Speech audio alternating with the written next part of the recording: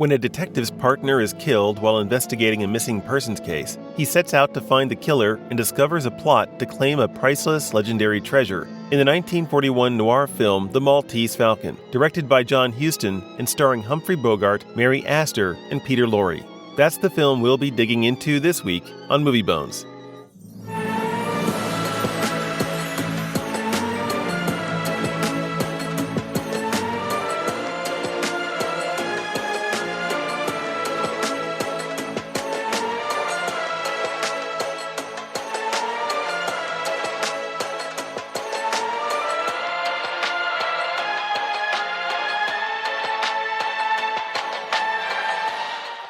Hey, Justin.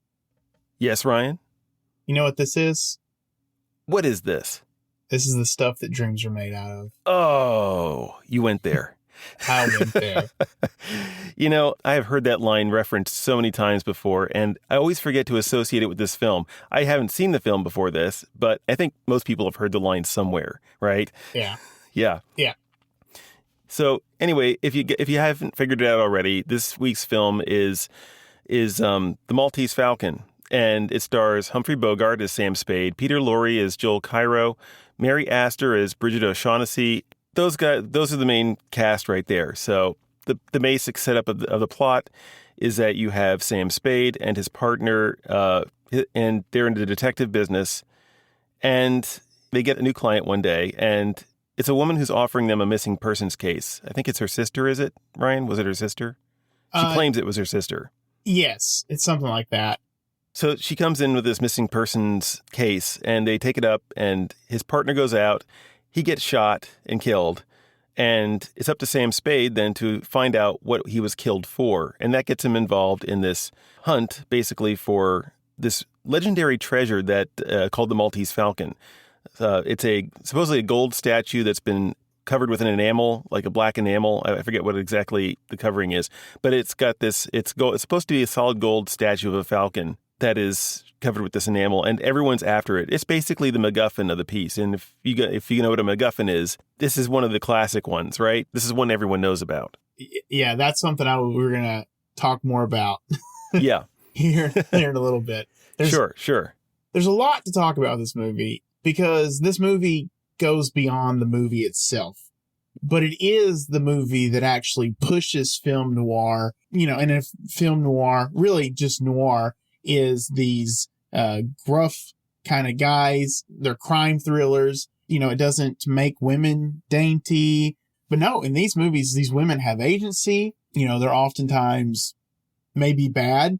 You get the word femme fatale from these types of stories, from these types of movies and things like that. They're their own characters. They're not just like side characters in a story, for the sake of having a woman there. No, it's a woman. It's a complex character. The men are complex characters. Everyone's a complex character. And that's one of the things I really love about film noir. Oftentimes they're drab. And by drab, I mean like it's a drab society. It's not a place you want to live. No. I mean, you think about the world these people inhabit in film noir, and it's a very dark place to go. I mean, some might even say that, with the Christopher Nolan, like Batman films, it's like a modern noir take on Batman. Yes.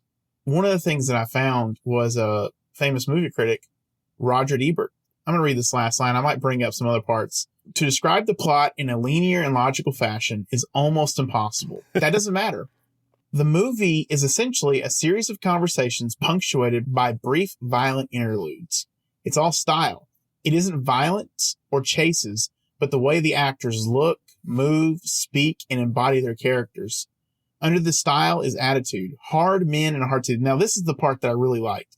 Hard men in a hard season, in a society emerging from depression and heading for war, are motivated by greed and capable of murder.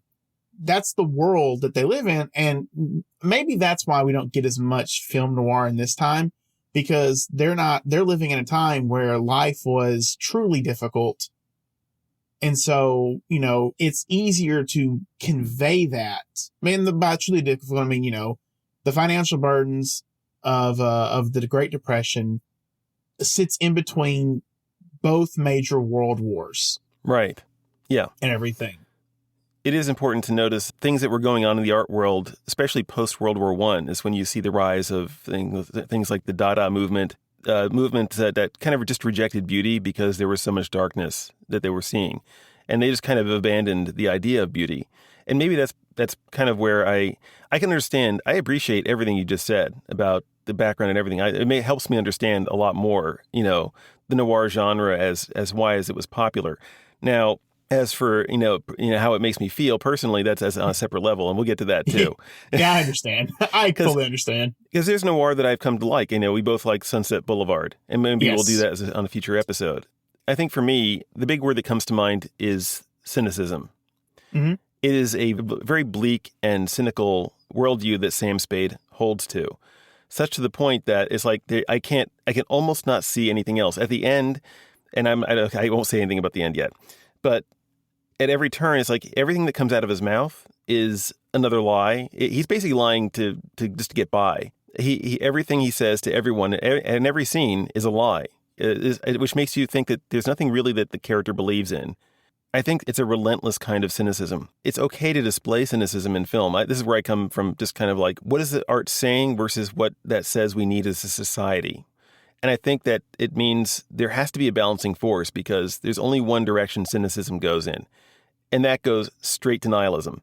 It becomes eventually self-serving because you stop seeing hope and helping out your fellow human beings, and you cut it. Basically, the world turns into black, and that's just you cannot go there.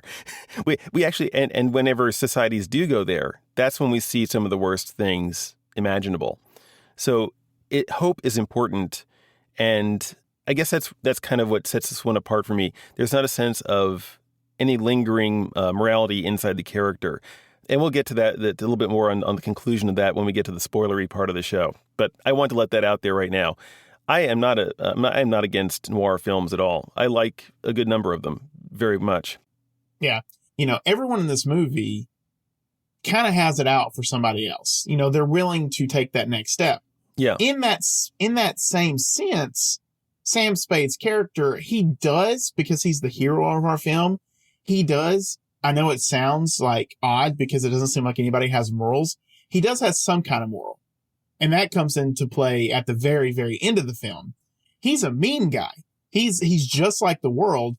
But I would argue, though, that he's just a step above that world because in a way, in a strange way, in his own way, he's able to do the right thing, whereas everybody else does not want to do the right thing.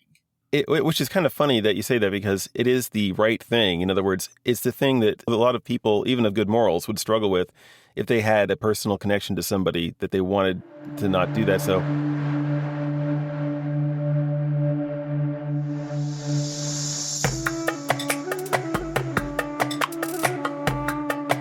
I will say that for contrast, I would put Indiana Jones as a noirish character himself. He's jaded. He's also very of the world, you could say. He cracks wise at times. I think there's a part in Raiders of the Lost Ark where Belloc says, it would only take a nudge for you to push you out of the light, and I'm just a shadowy reflection of you. And it's true. They are kind of that way.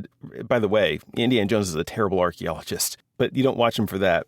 But he does kind of have a principle. And maybe you could argue that it's just as faint a principle as Humphrey Bogart displays at the end of this film. But I did notice that. I think because for me, that one of the other things that I think I struggled with the film is that unlike Indiana Jones, who is constantly having to struggle just to stay afloat. I mean, he's barely able to stay afloat at times. It seems like Sam Spade in this movie, he's just... He can just walk into a room and people will almost bow to him, Yeah. And it's like, well, that was easy. He's like, well, I get the Staples button. That was easy. And he can buffalo his way without any effort at all. He just buffaloes his crazy lies, and the people just seem to buy it. Yeah. What do you think of that? I mean...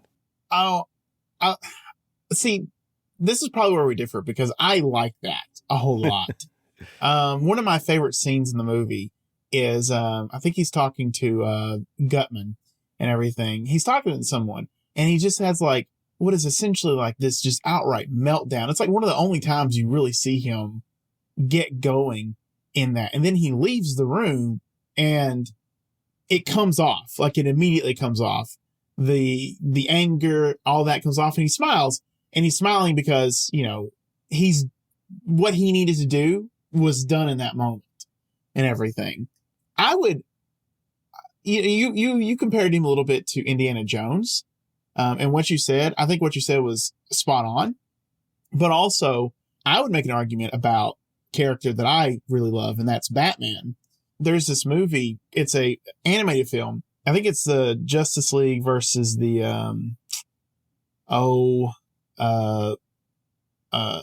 they go to a different universe there, and the Justice League of that universe is evil. And they're fighting basically their evil counterparts the whole entire movie. One of the characters, the Batman counterpart, who is Owlman, he has this plan to destroy the whole entire multiverse with the bomb. Owlman goes into the spiel, like you just mentioned. Basically, you're not so different, or we're not so different, you and I. Batman kind of agrees. He's like, yeah, you're right. We're not very different. But there is one thing that's different about you and I. We both stared into the abyss. But the difference is, when you stared into the abyss, you blinked. I didn't. That's what separates the good from the bad. It's just, they're both staring into this valley void of hope, in a sense, void of happiness, you know, and just filled with pain and agony.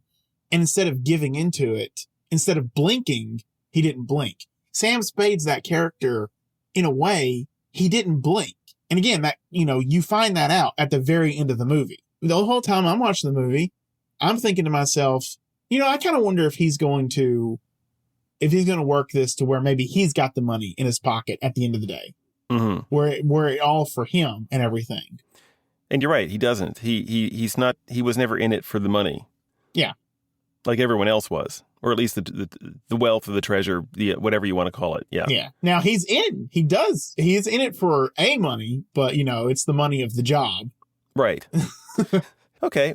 Well, I'm not maybe not a convert in the film, but I can certainly see more of the value in it. The best part about film is when we're able to watch it and then we're able to maybe appreciate what's going on, like in that world at that time, and have constructive conversations about it without devolving into, oh, you just didn't like this film. You're a bad person. Really. Yeah.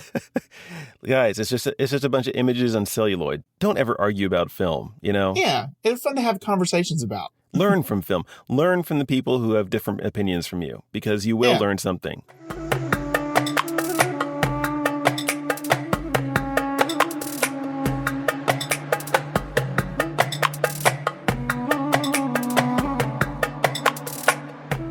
No, I think the best part of you maybe not liking this film is that, you know, you want a story that actually has like a lot of hope in it. And I think that's good, because you want to look at the world in a hopeful way. And we need that. And I don't need much. I don't want to make it sound like my threshold is unreasonably high. Yeah, of course. I just have... You also like the guy on the train. I like Strangers on a Train. Strangers on a Train. Yeah. Okay. You like that movie. Yes. Which is also a movie that makes you go, what are we capable of? Exactly, yeah. I don't mind exploring the darkness. I do think there's a good thematic driver here underneath all of this, because all the people who are looking for the Falcon, who genuinely want it and don't just want to have it for solving the mystery purposes like Spade is, it's kind of like a metaphor almost for putting your hope in unjustified places. If you put your hope into kind of these very worldly things like treasure and money and temporary security, whatever that offers you, or status, whatever that offers you, you're always going to be chasing it, because even at the end, it's like, and it turns out, and here we're going to get into spoiler territory now. This is where I'm going to draw the line here. This is where we're getting to spoiler territory, is that the Falcon turns out to be a fake. It's made of lead. They scratch the surface. It's made of lead. And the bad guys, what do? There's a moment of fatigue that sets in where they argue amongst themselves, and then they kind of recollect themselves around the idea of continuing the chase for just one more year. I think Gutman said he's been chasing this thing for 17 years. And what's one more year when you've done that? Well, you can always argue that. But you're never going to be satisfied, dude. It's like, I hate to break it to you, but even if you had the thing, I'm pretty sure you still wouldn't be a happy person. You know? Yeah. There's something else that's going on there. In that sense, I think there's a great thematic potential in the film. And I did see that. I said that there's still a solid thematic element here. Your thoughts? No, I agree. Okay. I just really like the fact that the Falcon itself was just a big old MacGuffin the whole entire time. Yeah. Let's talk about the MacGuffin. Yeah. I absolutely love that, because the truth is, you can replace that with anything else and the story stays intact and everything. Because you don't even see the Falcon until the very end. There was at least one or several films where there is a MacGuffin and you never even see it. It's never actually made visible. The idea was the only thing that's the important part. And that's what sometimes, I think that's what they learned over time, is that you don't actually need to see the MacGuffin. Sometimes the MacGuffin is just important as a driver. It doesn't actually, and actually getting it sometimes would be negative. It would be a negative to the plot. You might actually, or the theme or whatever you're going for. That I find very interesting as well. So now let's get to the ending, because I rewatched the ending after I watched it the first time. And I felt at least a little more internal conflict within Sam over turning her over for the murder. But I think what affected it for me still is, like, it still didn't bring it all the way, was the fact that I never felt that the Bridget O'Shaughnessy character, that she displayed a convincing amount of complexity on her end to kind of justify those feelings. Because if there was something underneath that Sam could have seen as being virtuous, instead of just, because I never saw it. She's hammering that same note over and over again. So when he kind of says, well, I wish I could be with you, it's like, well, I get it in a way, but I don't, because I can't see what you're seeing. And I need to at least see a little bit of that in order for me to buy it. So I think that for me, the moment still was left blunted. Like you said, Sam still has a certain conviction, although I think the conviction on the scale of it's a very small one. He really is only solving the whole case. The reason he's doing all of this, as it turns out, is because out of a certain kind of obligation. A professional obligation to his partner, because he did, even from the beginning. It's like, that's one of the things I really couldn't get behind. It was like, he didn't even like his partner. You know, it's like he barely reacts when he finds out he's dead, and then he's like, oh man, that happened. Well, then he's like almost the next scene, he tells his secretary, okay, let's get rid of the name on the door. Yeah, and he's kissing his newly minted widow.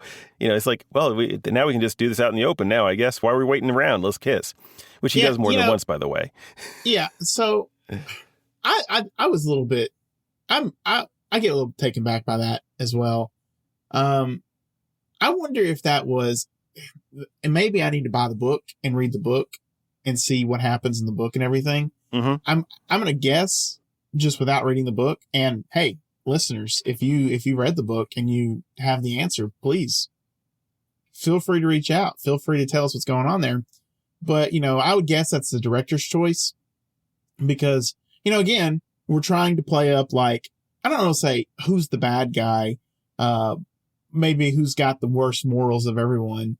And they're trying to play up, maybe play up at that moment, kind of a red herring, like, oh, well, maybe he is the one that killed him, because he, the cops that are always around the corner, they turn up and they're like, did you kill him? And he's like, no, I didn't kill him. Maybe that's why. I thought it was something. I don't think he has any kind of feelings for her. Dashiell Hammett didn't just do the Maltese Falcon. He did another one that's pretty famous in the noir genre. Although it takes the movie form at least takes a very different kind of take on the detective story, and that's The Thin Man. You know what? I think they do. They make a bunch of different movies out of that. Not saying that one book, but it's like The Thin Man. Yeah, I'm looking at it now. The Thin Man, After the Thin Man, Another Thin Man, Shadow of the Thin Man, The Thin Man Goes Home, Song of the Thin Man. I actually thought about sitting down and watching The Thin Man myself at some point. The first one. I think we will go through that one, because I have seen that one before, and it is a good film. And that's a noir example of noir by the same author that I think is a great film, not just because it's known as a great noir film, but it's just a good film. And we may get to that one. There's also a lot more humor in it too, I've noticed, in The Thin Man. Was there anything else you want to talk about? I kind of wish we had more like detective-like movies like that in this day and age. But also, again, I understand in that time period why that was so popular. Yeah. So anyway, guys, I think that pretty much wraps it on our take on the Maltese Falcon. Go ahead and watch the film. Give us your takes, please. Watch along with us. And we always announce next week's film, so if you want to get ahead of the curve, feel free to check it out before listening to the next podcast and join in the discussion. As for the Maltese Falcon, Overall, I'm really glad I watched it, though it seems I find myself in the 9% minority on Rotten Tomatoes for this one. Yeah. If you're really into the noir genre, it's still probably mandatory watching for you, so if only to see what makes it notable enough to still get referenced even today. And on that note, you know what next week's film is, Ryan? Yes, sir, I do. Yes, you do. I know, and you're going to like it. It's an Audrey Hepburn film, and I know how much you like Audrey Hepburn. I love her. She's so amazing. Yes, it's Wait Until Dark, starring Audrey Hepburn and Alan Arkin. So looking forward to having that conversation next week. All right, man. All right, man. See you guys next week. See y'all.